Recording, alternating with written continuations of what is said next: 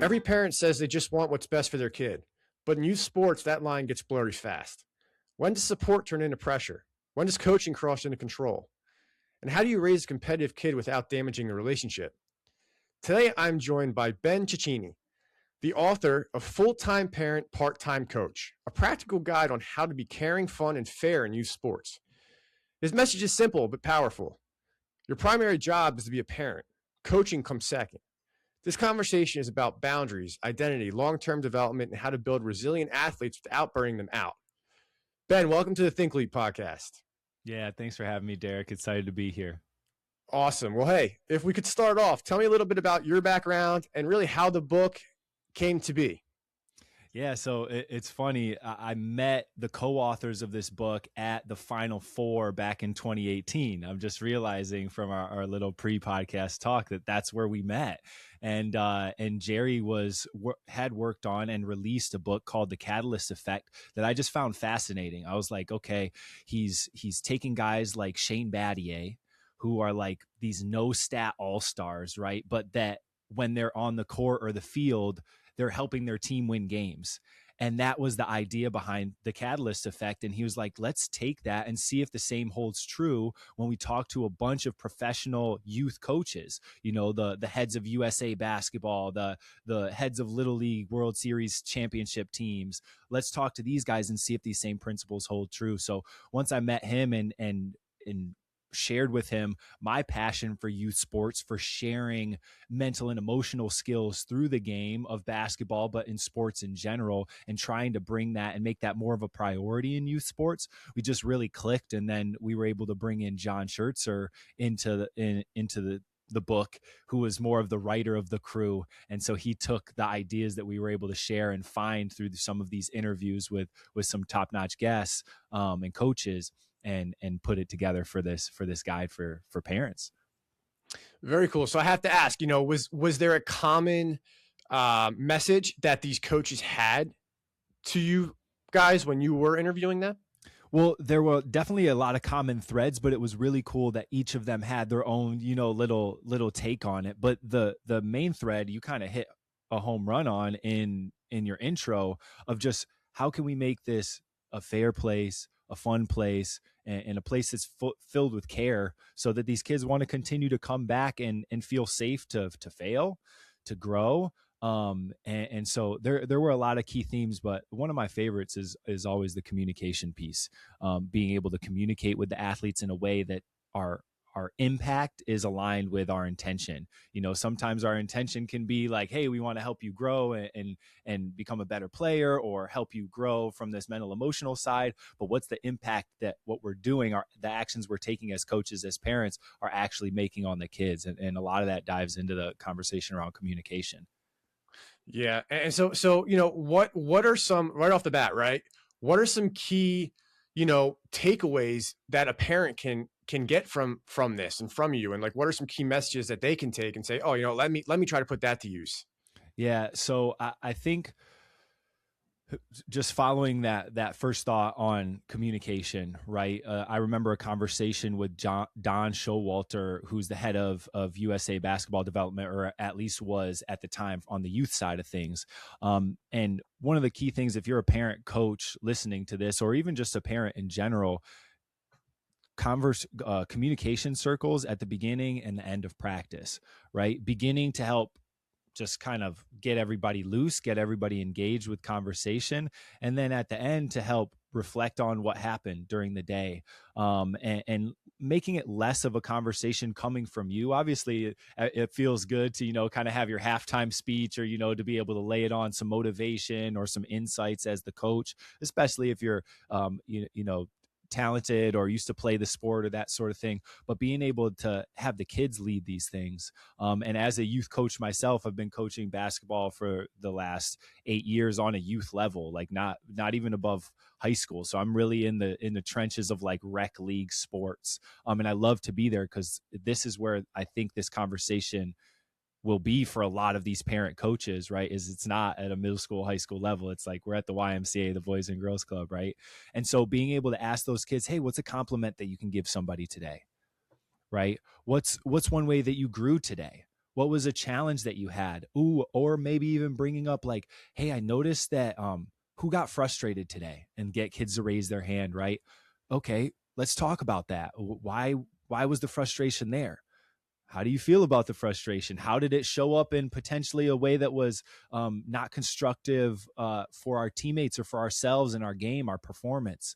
So I think that when I think back on the book that we released, I mean, it probably was over 5-6 years ago now, was a huge key, is just being able to have those kids talk to one another and lead those conversations.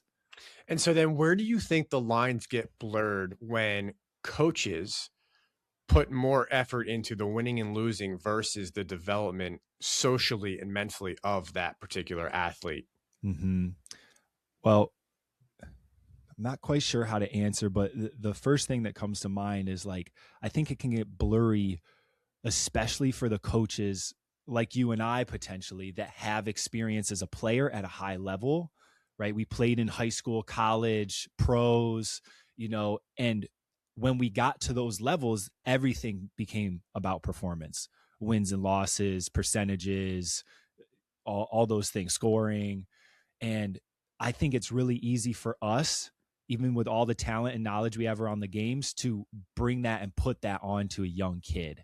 And that's been the unlearning and relearning process that I've had to go through as a youth coach. Especially, I live in a small beach town in Costa Rica. We can't even like get the same kids to come out week after week. There's just that lower level of commitment. So still in the States or in North America, there's a lot of kids that are like, hey, we're here to put in the work, but that can easily be where lines are blurred and crossed. I think to kind of approach that for all of us, whether we're experienced or not as a player or a coach, is to prioritize the fun, to prioritize the conversations. And that's what I've tried to do with my nonprofit, Give and Grow, that's separate from the book, but still very much aligned with the goals and the teachings in there of how do we prioritize those soft skills, the mental, emotional skills, versus just making them a byproduct, because they've been a byproduct of sports. Like we all know, we have to communicate to excel at sports. We have to have camaraderie, be a good sport, be a good teammate. There's all these things that we have to bring, or that, not that we have to bring, but that are a byproduct of just being on a team, playing team sports. But can we bring that to the forefront and make it a priority? And that's where I think coaches get to grow at all levels. Sure, for sure. Now, what about that caveat where the parent happens to be is volunteering their time and happens to then also be the coach of their child's team? Mm-hmm. How, what suggestions do you have for our listeners of how, that scenario, that coach can best handle a situation to, avoid maybe being too hard on their Mm-hmm. child, or Mm-hmm. maybe in some regards, maybe they're giving less attention to their child because they don't want to come across as they are just honed in on what's going on in their child's world. How do they stay positive? How do they develop communication styles and practice plans for, that suit each kid? Let's say there's 10, 12 kids on their team, right? Mm-hmm. Well, 3 to 4 kids may have some sort of, communication styles or be receptive to certain things, whereas the other, 6 to 8, it could be different. So, but again, this is just for a parent who maybe doesn't have an athletic background like you and I have, but they're just volunteering their time. What would, what's your experience has been there? What would your thoughts be for people that are in that role? Yeah, so I think you might have more experience on the side of actually coaching your kid. My kid's 3 months old, so I'm like starting to gear up. I'm like, all this is like years and years of practice for when he gets there, which I'm sure I'll have to like unlearn and relearn so many other things. But the very first thing that comes into mind, and this comes into mind coaching your own kid, as well as all other people's kids, is I think we need to bring more love, like love for the kids themselves, love for the game. Just like, if I can think of one thing that makes everything that you just mentioned easier, it's like that an idea of unconditional love. Especially when I think about how I want to coach my kid, it's like, okay, I know it's probably easier to get hard on him or to just like not show him attention, but it's like, if I'm bringing love to the space, like, hey, I love you no matter what. I have so many friends that played college sports or high school sports, and it's like there's so much focus on the performance. There's so much, like, I also coach young boys like one-on-one in a mindset space. And so I have conversations with their parents, and they're like, he's not confident. We're putting a lot of time and energy into him getting training and coaching outside of what he's doing on his practices, and it doesn't seem to be working. And I'm like, when was the last time that you just told your kid that, hey, whether you make or miss, whether you strike out or hit a home run, like, we love you. And I think even bringing that to your team, obviously you might not say like, I love you to these kids that you just met for the first time in a rec league. Maybe it's not appropriate, or maybe you just don't feel that way yet, but it's like bringing a level of love to that space to let them know it's okay to fail. It's not all about the performance. Hell yeah, we want to win these games, right? But so many of us come with we want to win these games and forget the love piece, and so I think that's the key. Yeah, I agree.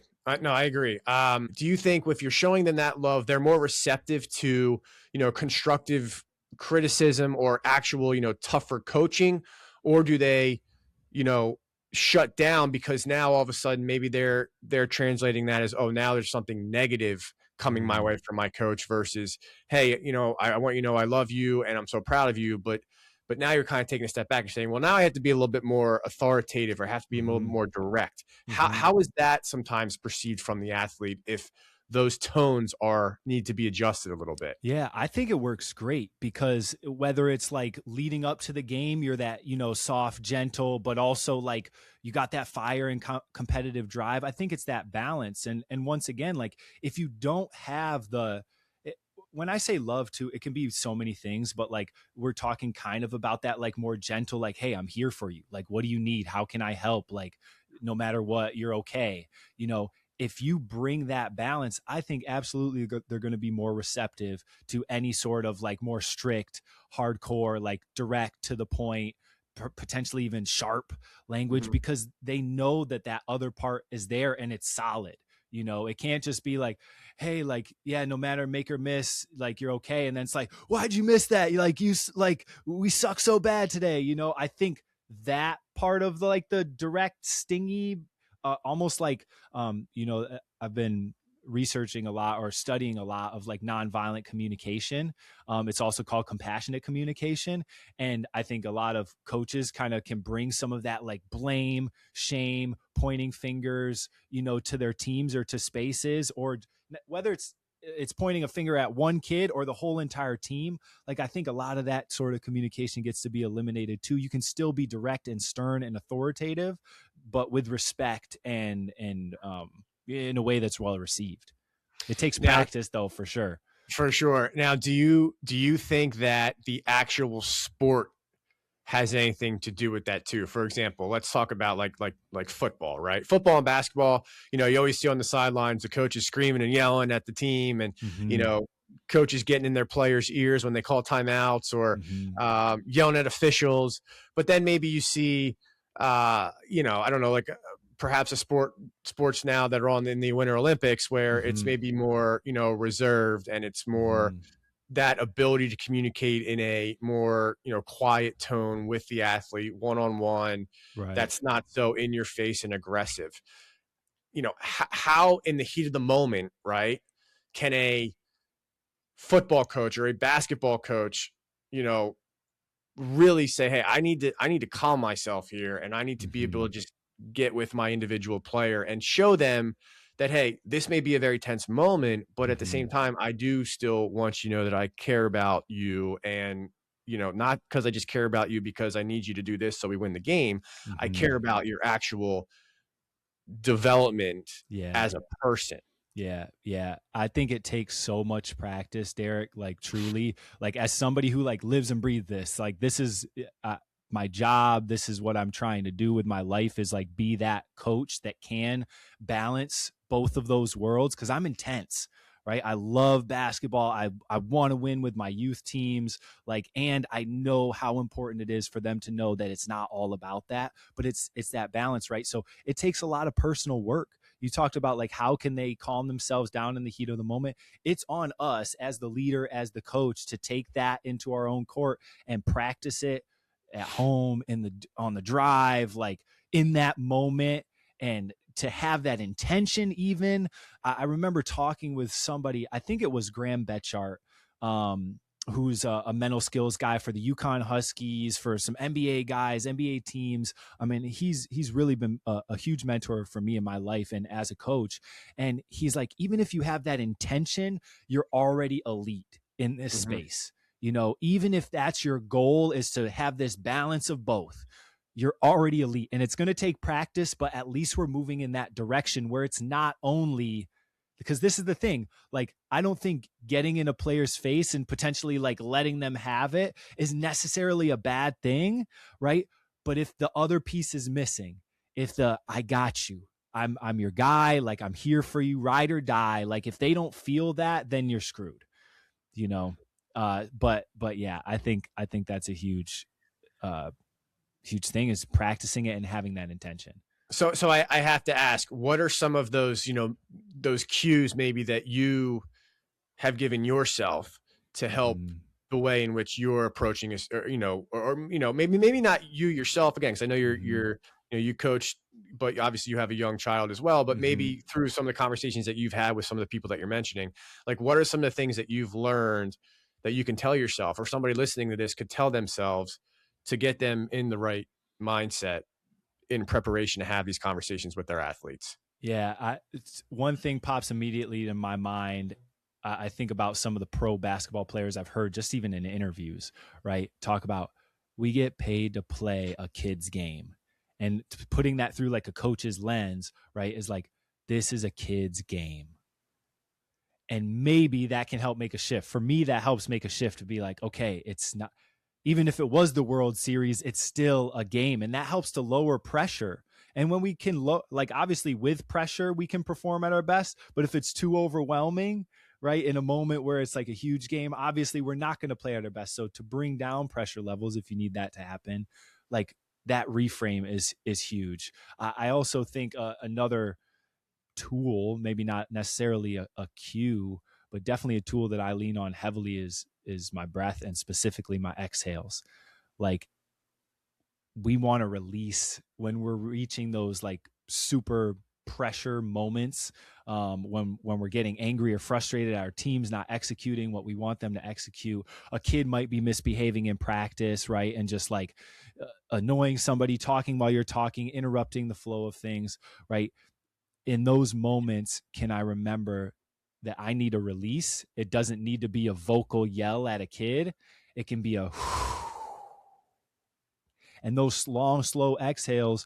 Relaxation is in the exhalation. I teach breath work.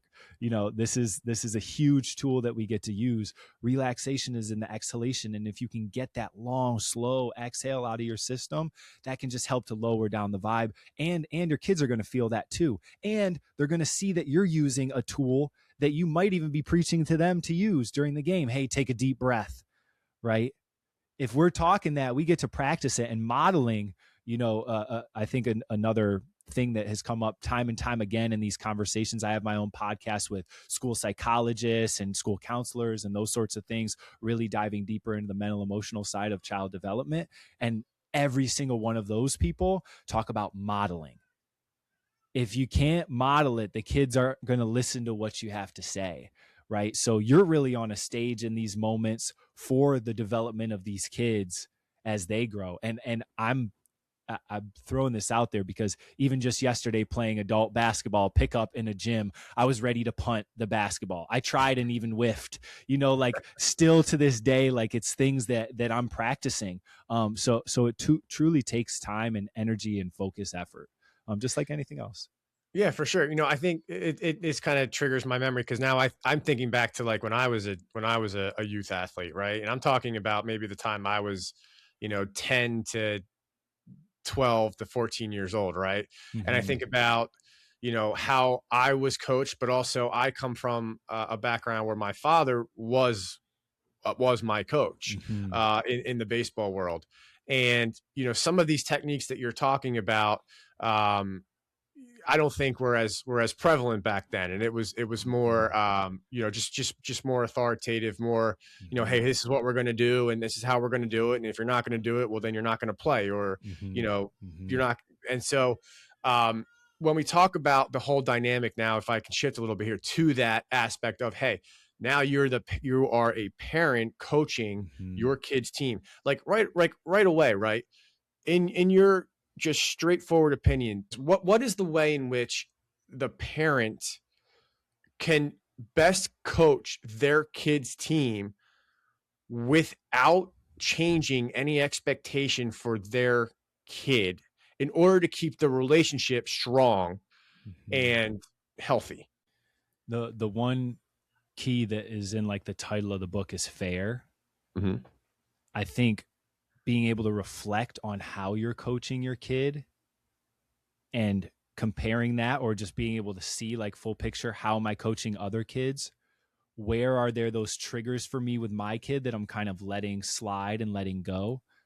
Or, with other kids, how do I really want to show up? So once again, it's taking time and energy to reflect after a practice.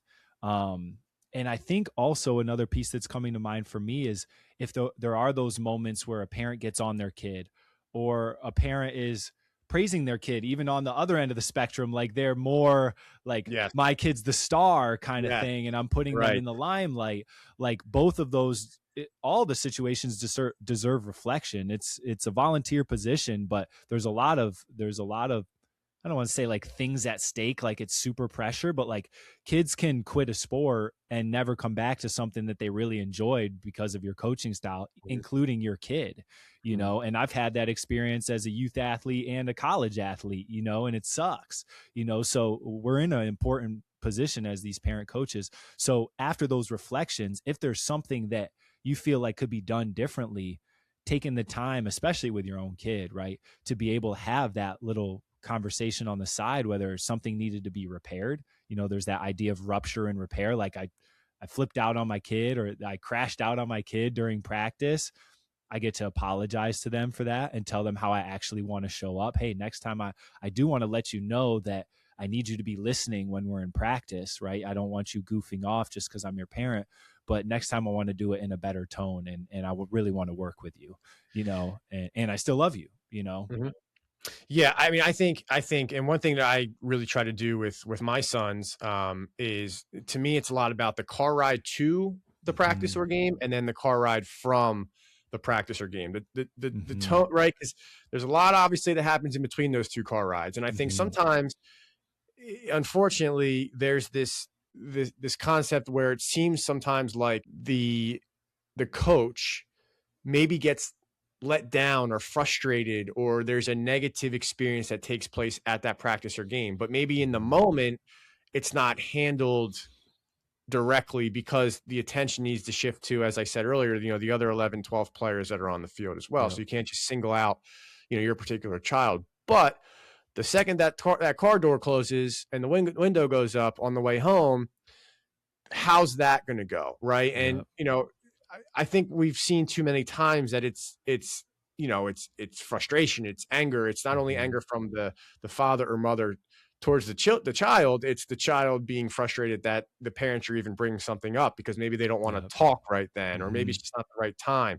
Or maybe, to your point, maybe they're expecting it to be all about love and, hey, you did a great job and I'm so proud of you. But, maybe it can be, hey, I'm so proud of you for putting in the effort, but let's maybe try to do this differently next time, or this could have gone different. Or this is something that I saw. I guess what are your thoughts on the importance of those two car rides, let's call them, right? Like car ride to and a car ride from. I love that you brought those up, and because they're huge opportunities, and they can go really, really wrong. Like I'm sure we've all had those experiences. I remember being the player, with my dad as my rec basketball coach too, and he didn't really know what was going on with basketball, so I didn't really respect his opinions, and I would shut down in those car rides, and not tune him out and not want to listen. So I think if it's immediately after a really hard time in a game, in a practice, we can just not even have that conversation right then in the car. let's let that air out a little bit. Let's let our nervous system regulate a little bit. Cause, as an athlete, especially the ones that take it serious and like, whether they're talented or not, but they like really care, like there's a lot of emotions going on in those moments, especially if there's a poor performance. So we can just kind of like let that air out and come back to it once everybody's been settled. Cause kids are a lot more anybody really is a lot more receptive after they've had time to down regulate, and that can be where there can even be a tool offered, or the parent can put on some chill music in the car to kind of help to create that, like, I'm not even going to talk, I'm not going to chew your ear off, let's just like use the tools that we can to down regulate. And if your kid is exposed to breath work or meditation or any tool really to help them get down, or to help them calm down, that's a great time to use that.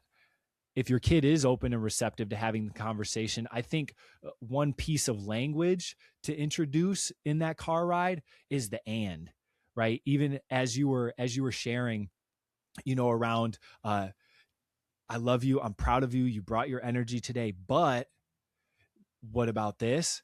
We can change "but" to and, because kind of people might tune out after the "but," like, oh, that didn't really matter. And is a little more inclusive. Like, this is like, I love you, and here's what I think we can improve on for the next time, and I really need your help being a leader out there and listening when I'm talking and showing me respect, or whatever that message is. I think those are two things that could really help in those car rides. Yeah, that's amazing. I couldn't agree more. And just that little shift in that one word, I'm sitting here thinking like, wow, yeah, that really makes sense. So, and honestly, I think, little shifts like that help kids from the burnout, not so much the physical burnout per se, but these games, as you get older, they wear on you mentally, right? Absolutely. And having these conversations over time, whether it be with family members or coaches or siblings, where it comes across as you're kind of just being, knocked down, or maybe you're not exceeding, or you're not meeting expectations in the way that you should.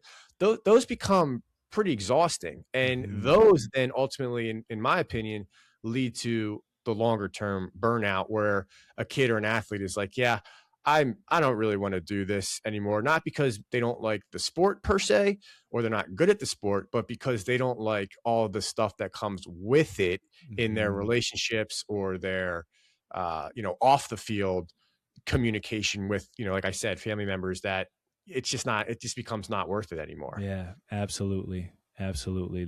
It's a tough place to be as a parent, as a kid, but yeah, showing up, having that safe space too. I think that's just like a general idea that people can have leaving this conversation is like, am I safe for my kid after those losses, right? Or am I kind of digging a little too deep, and is it causing kind of them to want to withdraw and shut down or fight back? If you're having either of those experiences, let it rest in the car.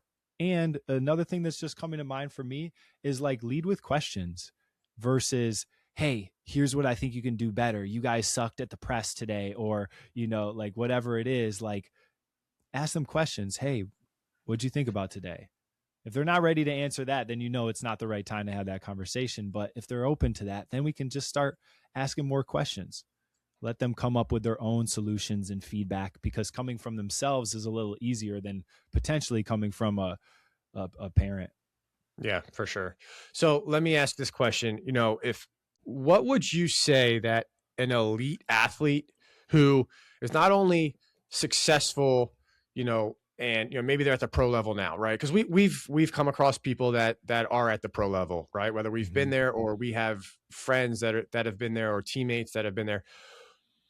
What would you say they, as an elite athlete, would say that a parent needs to be able to do to help them get to that level?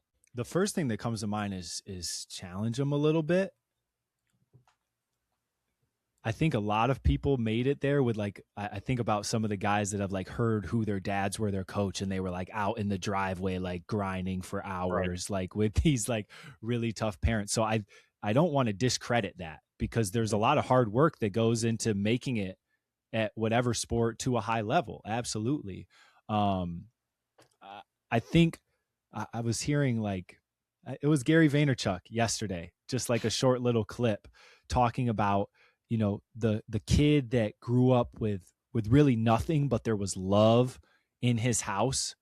That kid's like dangerous. That kid is like a powerhouse. And I agree with that, And so I think that's the other ingredient, kind of circling back to the first thing I threw out, is that love. Like, are they loved? Are they believed in? Like, do their parents believe that they can go and make it? Because you've heard so many stories about those athletes. My mom told me that I was going to be great, and I believed her. And then I just kept working hard because she challenged me. And, like, I think that combination, once again, because it's not either or, it's kind of just like what we were just talking about. It's both. Yep. Yeah. And I think it's, when we talk about perseverance and grit and building that, physical skills are only going to take an athlete so far. There's going to come a course, there's going to come a place in time where the mental skills, the overcoming adversity, doing something when nobody's watching or telling you to go get extra work in, those are the things that differentiate.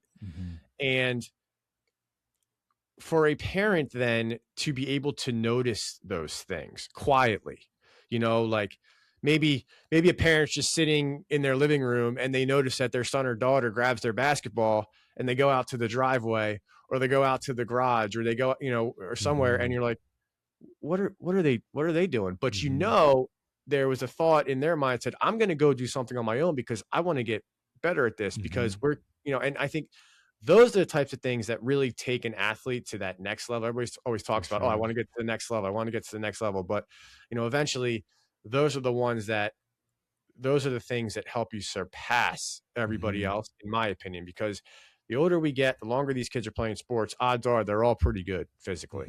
Yep. They're all very similar. So the environment that's created, in my opinion, in the home encourages a kid to take that extra initiative, especially then when you're finding something to praise them about to help build their confidence even more. So it's love. And it's also, hey, buddy, I noticed that you did that. You probably didn't even notice that I noticed you do that, but I just want to tell you a great job, and I'm really proud of you. Absolutely.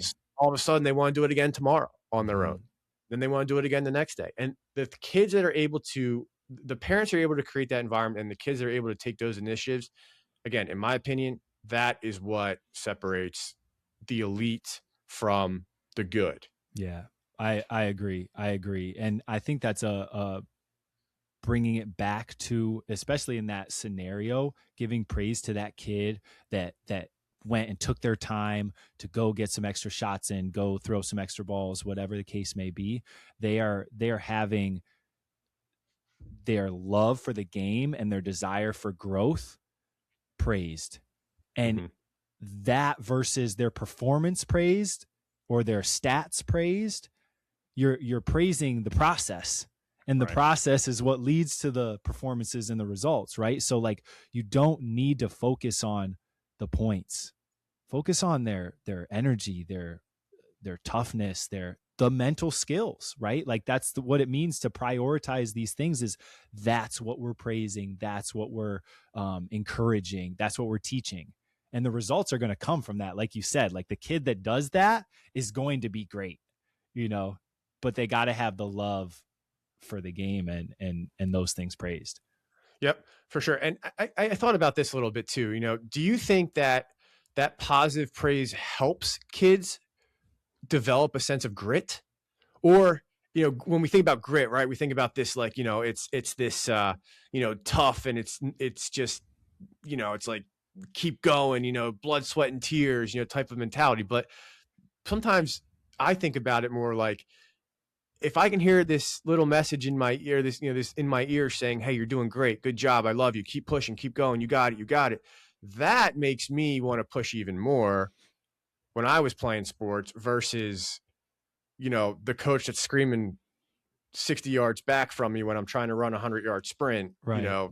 I'm sure there's kids that are receptive to certain type of communication, styles. But Yeah, the common theme is the positivity and the love, um, in general. I agree with that 100%. I think if you have that person in your ear that's loving, that's caring about you and giving you the real stuff, because I don't want to walk away from this conversation today being like, love is all like positive feedback. It can be the straight truth. Sometimes they need to hear the truth. Hey, you're acting up. That's not going to work at the next level. I'm telling you because I love you. You haven't been practicing.